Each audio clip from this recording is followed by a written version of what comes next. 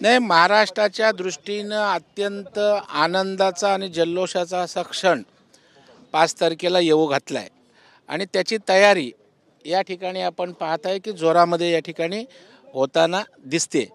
कारण महाराष्ट्रातील जनतेनं एक स्थिर सरकार या ठिकाणी दिलेलं आहे आणि एक प्रचंड अशा प्रकारचा मॅन्डेट दिलेला आहे आणि त्याच्यामुळे या उत्सवाकडे, शपथविधी समारोहाकडे लोकांचं लक्ष लागलेलं आहे आणि एक प्रचंड अशा उत्साहात 5 तारखेचा शपथविधी समारंभ संपन्न होईल.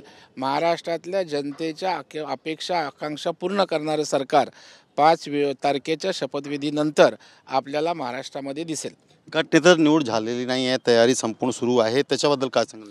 नाही, होणार ना, ती एक प्रक्रिया आहे. आता 5 तारखेला शपथविधी होणार तर त्याच्या अगोदर गटनेता निवड होणं स्वाभाविक आहे आणि आमचं पक्ष नेतृत्वाने त्याची तयारी केलेली आहे. त्याच्यामुळे आपण चिंता करायचं कारण नाही. गटनेता निवडल्याशिवाय शपथविधी होणार कसा? सर, जर बघितलं तर खाते वाटपावरून रस्सीखेच सुरू आहे, त्याच्याबद्दल काय सांगाल? नेमका गृह खाता आमच्याकडे असावा असा एकनाथ शिंदेच्या लोकांचे म्हणणं आहे. नाही, मला वाटतं ह्या माध्यमात किंवा चर्चेत किंवा सूत्रांनी या गोष्टीचं उत्तर नसतं. शिंदेसाहेब, अजितदादा आणि देवेंद्रजी एकत्रित बसून त्या ठिकाणी यावर निर्णय होईल, ज्याच्यावर आमचे शीर्षस्थ नेतृत्व शिक्कामोर्तब करेल आणि या 4 भिंतीतला अंतर्गत चर्चेतना सुटणारे विषय आहेत. हा माध्यमांद्वारे माझं हे खातं तुझं ते खातं अशा प्रकारे वादविवादाचा विषय नाही. जर बघितलं तर एकंदरीत तयारी पूर्ण झालेली आहे. नाराजीचे विषय येत आहे की शिंदे नाराज आहे आणि म्हणून ते येत नाही आहे आणि सरकार बनवण्यामध्ये उशीर होत आहे का? नाही, अजिबात. शिंदेसाहेब एक महाराष्ट्राचे मोठे नेते आहेत.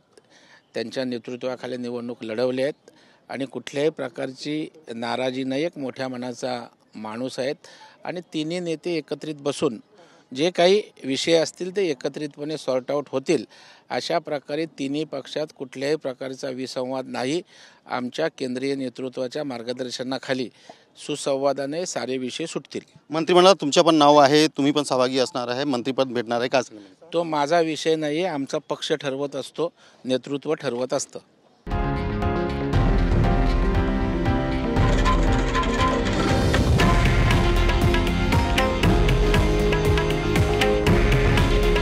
हे आहे देशातील नंबर 1 न्यूज नेटवर्क आणि आपण पाहत आहात TV9 मराठी.